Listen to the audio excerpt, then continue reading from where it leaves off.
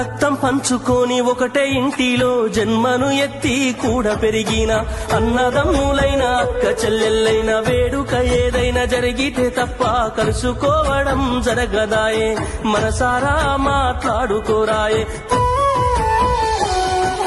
భోజనాలకు గంట ముందు వచ్చి పని ఏదో ఉందన్న సాకుతోటి మొక్కుబడిగా భోజనం అయిన వెంటనే ఉంటామంటూ వెళ్లిపోవుడాయే కనతల్లిదండ్రులను పలకరించే